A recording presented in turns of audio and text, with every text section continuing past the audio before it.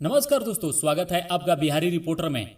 आइए जानते हैं आज बिहार की 15 बड़ी खबरों को। तो फटाफट आप कमेंट बॉक्स में ये जरूर बताएं कि आप बिहार के किस जिले में रहते हैं, और साथ ही आपके मन में कोई सवाल हो तो आप कमेंट बॉक्स में जरूर पूछें, और साथ ही इस वीडियो को एक प्यारा सा लाइक जरूर कर दें। तो आज की सबसे पहली खबर है, बिहार विधानसभा चुनाव के तीसरे व अंतिम चरण में 15 जिलों की 78 विधानसभा सीटों पर मतदान समाप्त हो गया है। इसके साथ ही इस चरण में कुल 1204 प्रत्याशियों की किस्मत 33,782 इलेक्ट्रॉनिक वोटिंग मशीन में बंद हो गई है। इस चरण में शाम 6 बजे तक कुल 55.79% मतदान हुआ। 2 जिलों की 4 विधानसभा सीटों पर मतदान शाम 4 बजे ही समाप्त हो गया था। साथ ही वाल्मीकि नगर संसदीय उपचुनाव के लिए भी मतदान खत्म हो गया। इस सीट पर भी शाम 6 बजे तक 56.02% मतदान हुआ है। एग्जिट पोल में नीतीश कुमार के लिए खतरे की घंटी। जी हां, ज्यादातर सर्वे में तेजस्वी का लहर का दावा। एबीपी न्यूज, सी वोटर के एग्जिट पोल और देश के तमाम चैनल के एग्जिट पोल बिहार चुनाव का जो संकेत दे रहे हैं, उससे तो महागठबंधन की सरकार बननी दिख रही है। लेकिन 10 नवंबर को ईवीएम खुलने का इंतजार रहेगा। एबीपी न्यूज, सी वोटर के एग्जिट पोल के साथ साथ पोल ऑफ पोल यानी कि अभी तक आए सभी एग्जिट पोल तेजस्वी की आमद और नीतीश की छुट्टी की संकेत दे रहे हैं। जी हां मित्रों, एबीपी न्यूज, सी वोटर यानी कि एग्जिट पोल के अनुसार 104 से 128 सीटें और विपक्षी महागठबंधन को 108 से 131 सीटें मिल सकती हैं। इसमें चिराग पासवान की पार्टी लोजपा को 1 से 3 सीटें मिलने का अनुमान है। एबीपी सी वोटर ने एनडीए को 37.7%, महागठबंधन को 36.3% और अन्य को 26% वोट मिलने का अनुमान लगाया है। उल्लेखनीय है कि बहुमत के लिए 122 सीटें चाहिए। इंडिया टुडे, एक्सिस माई इंडिया एग्जिट पोल के अनुसार महागठबंधन को 139 से 161 सीटें और एनडीए को 69 से 91 सीटें मिलने का अनुमान लगाया गया है। इसके अलावा लोजपा को 3 से 5 सीटें और अन्य के लिए भी 3 से 5 सीटों का अनुमान लगाया गया है। इसमें आरजेडी गठबंधन को 44% और एनडीए को 39% वोट मिलने का अनुमान लगाया गया है। तेजस्वी बने मुख्यमंत्री की सबसे पहली पसंद। जी हां फ्रेंड, इंडिया टुडे एक्सिस माई इंडिया के सर्वेक्षण में 44% लोगों ने तेजस्वी यादव को अगले मुख्यमंत्री के रूप में पसंद किया है। वहीं 35% लोगों ने नीतीश कुमार को एक और मौका देने पर जोर दिया है। वर्ष 2015 में हुए पिछले विधानसभा चुनाव में एनडीए ने 18% वोट हिस्सेदारी के साथ 80 सीटें जीती थी। वहीं जेडीयू ने 11% मतों के साथ 71 सीटें जीती थी। बीजेपी 24% मतों के साथ 53 सीटें जीती थी और कांग्रेस को 27 सीटें मिली थी और उसे 7% से मत मिले थे। बिहार विधानसभा चुनाव 2020 संपन्न हो गया। आज से सुरक्षा बलों की वापसी शुरू हो गया। बिहार विधानसभा चुनाव 2020 खत्म हो गया है और तीसरे और आखिरी चरण का मतदान समाप्त होने के साथ सुरक्षा बलों की वापसी के आदेश भी दे दिए गए। रविवार यानी कि आज से सिलसिला शुरू हो जाएगा। शांतिपूर्ण व निष्पक्ष चुनाव के लिए अर्धसैनिक बलों और राज्य पुलिस की 1200 कंपनियां बिहार को मिली थी। इसमें से 1122 कंपनियों की वापसी तुरंत हो रही है। स्पेशल ट्रेन और सड़क मार्ग से इनकी वापसी को लेकर तैयारी कर ली गई है। एनटीपीसी कहलगांव के 3DS डाइक का तटबंध शनिवार सुबह 5 बजे टूट गया। इस डैम में प्लांट का राख से सना पानी जमा होता था। तटबंध टूटने से एनटीपीसी प्रबंधन को 7 में से 4 यूनिट को बंद करना पड़ा। इससे 1420 मेगावाट का उत्पादन ठप हो गया और यहां 1 यूनिट पहले से ही बंद है। इससे 2340 मेगावाट क्षमता वाली इस परियोजना के 2 यूनिट से महज 269 मेगावाट बिजली का ही उत्पादन हो रहा है। बांध टूटने से 200 एकड़ खेतों में राख युक्त पानी घुस गया। इससे किसानों की मक्की की फसल बर्बाद हो गई और कहा जा रहा है कि सभी यूनिटों से निकलने वाले राख युक्त पानी को इसी डाइक में स्टोर किया जा रहा था। इस कारण इस पर दबाव बढ़ गया। परियोजना के कार्यकारी निदेशक चंदन चक्रवर्ती मौके पर पहुंचे और क्षतिग्रस्त तटबंध का जायजा लिया। अमेरिका के 46वें राष्ट्रपति होंगे जो बाइडन। जी हां फ्रेंड, पहले संबोधन में कहा, मैं देश को तोड़ना नहीं जोड़ने वाला राष्ट्रपति बनूंगा। जी हाँ फ्रेंड, अमेरिका के राष्ट्रपति चुनाव में डेमोक्रेटिक पार्टी के नेताओं यानी कि जो बाइडेन ने शनिवार को अमेरिकी राष्ट्रपति डोनाल्ड ट्रंप को कड़े मुकाबले में हरा दिया। जीत के बाद अपने गृह राज्य डेलावेयर के विल्मिंगटन में लोगों को संबोधित करते बाइडेन अपनी जीत का ऐतिहासिक बताया। उन्होंने कहा कि 7.4 करोड़ से ज्यादा अमेरिकियों ने मुझे वोट किया। उन्होंने कहा कि राष्ट्रपति के तौर पर वह ब्लू या रेड स्टेट नहीं देखते हैं, सिर्फ यूनाइटेड स्टेट ऑफ अमेरिका को देखते हैं। बिडेन ने अपने संबोधन में कहा कि जिन लोगों ने राष्ट्रपति ट्रंप को वोट किया था, आज रात उनकी निराशा को समझता हूं। अब एक दूसरे को मौका देते हैं, कठोर बयानबाजी के पीछे छोड़कर एक दूसरे को फिर से देखने और एक दूसरे को फिर से सुनने का समय है। भारत की बेटी ने रचा इतिहास, अमेरिकी में पहली महिला उपराष्ट्रपति बनेंगी कमला हैरिस। एक साथ 3 रिकॉर्ड बनाए। जी हाँ फ्रेंड, डेमोक्रेटिक पार्टी की जीत से तय हो गया है कि अमेरिका में अब जो बाइडेन राष्ट्रपति और कमला हैरिस उपराष्ट्रपति बनने जा रही हैं। हमारे लिए कमला हैरिस का नाम इसलिए जरूरी हो जाता है क्योंकि वे भारतवंशी हैं। यह चुनाव जीतने के बाद उन्होंने एक नहीं बल्कि 3 नए रिकॉर्ड कायम किए हैं। कमला हैरिस अमेरिका की पहली महिला उपराष्ट्रपति होंगी। इस पर काबिज होने वाली वे पहली साउथ एशियन और अश्वेत हैं। प्रधानमंत्री मोदी ने हैरिस को जीत की बधाई दी। मोदी ने कहा कि आपको जीत की बधाई, मुझे पूरा विश्वास है कि आपके नेतृत्व और सहयोग से भारत और अमेरिका के रिश्ते और भी ज्यादा मजबूत होंगे। अर्नब गोस्वामी अभी भी जेल में रहेंगे। हाई कोर्ट ने जमानत पर फैसला रिजर्व रखा, कहा कि चाहे लोअर कोर्ट में पिटीशन लगा सकते हैं। रिपब्लिक ग्रुप के editor in chief Arnab Goswami को अभी जेल में ही रहना पड़ेगा। बॉम्बे हाई कोर्ट में अर्नब की जमानत अर्जी पर शनिवार को 6 घंटे सुनवाई हुई।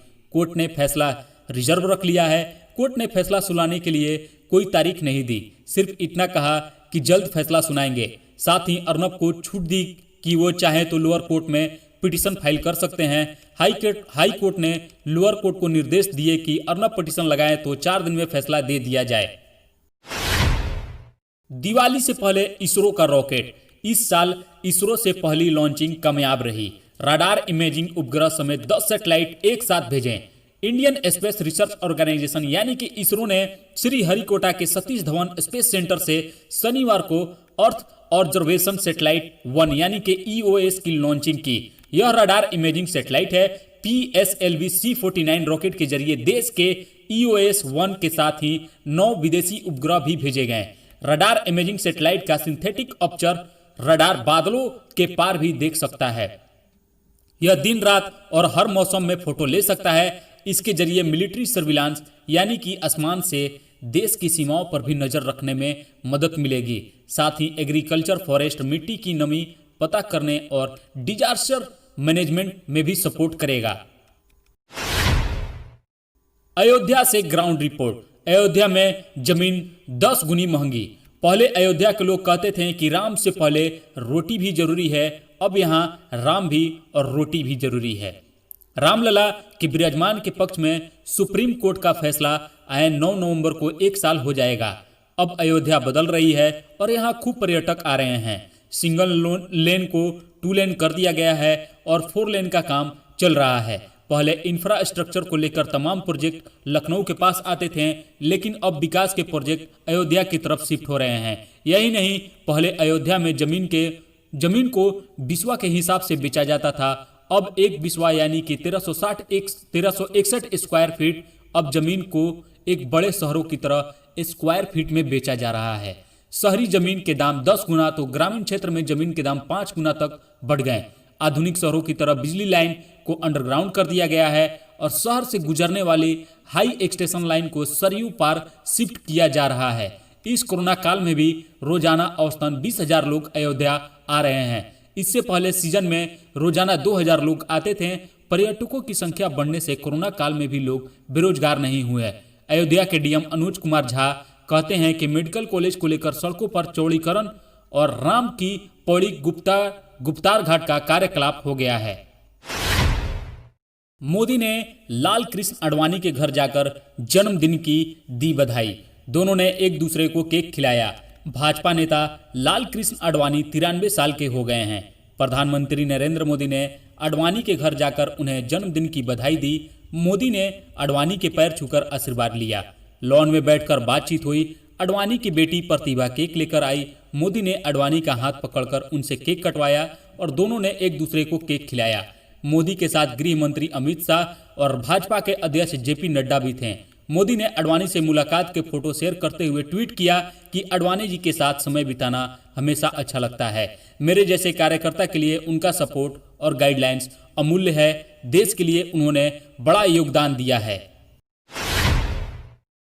बहुत बड़ी खुशखबरी, कोरोना का एक्टिव केस लगातार कम हो रहा है, जिसका 91वां दिन जारी है। अब भारत में सिर्फ 5,11,000 मरीजों का इलाज चल रहा है। दिल्ली, केरल और पश्चिम बंगाल में केस में बढ़ोतरी हो रहा है। हालांकि राहत की बात है कि देश में एक्टिव केस में गिरावट का 91वां दिन जारी है। 17 सितंबर के बाद से एक बार भी नहीं बढ़े हैं कोरोना का ज्यादा केस।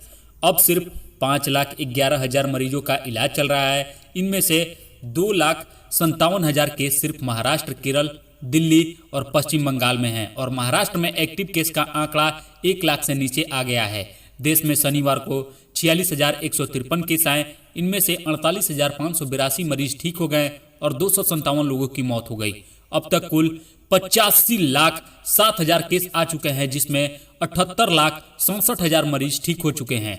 1,26,000 संक्रमितों की मौत हो चुकी है।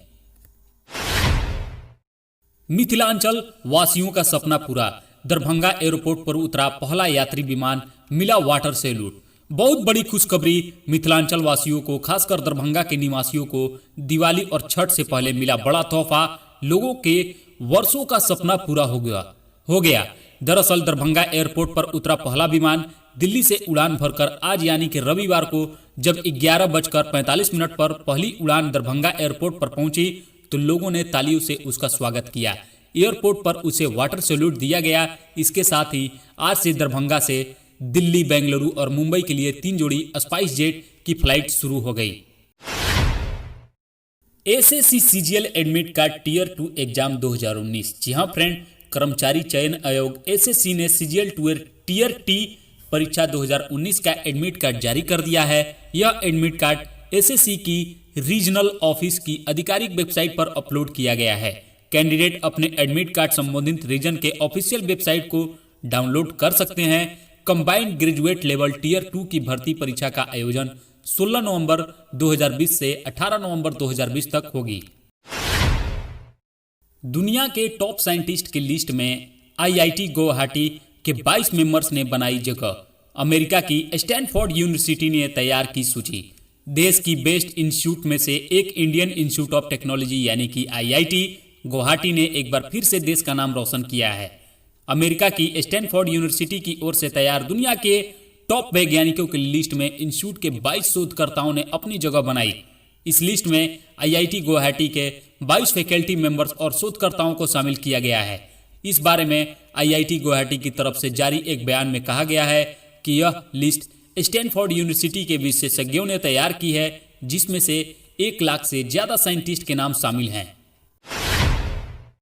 एग्जिट पोल के नतीजों के बाद महागठबंधन में खुशी की लहर। राजद कार्यकर्ता में अभी से ही जश्न का माहौल दिखने लगा है।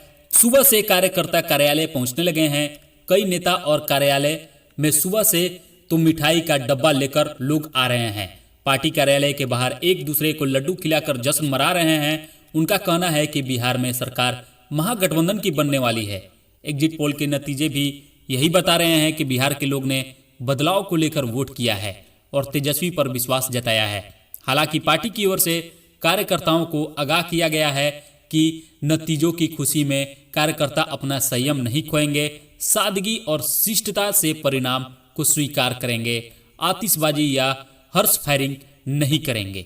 दोस्तों, इस प्रकार का वीडियो अपडेट पाने के लिए मेरे इस चैनल को सब्सक्राइब, लाइक और शेयर जरूर करें। मिलते हैं दोस्तों अगले वीडियो में। जय हिंद, जय भारत।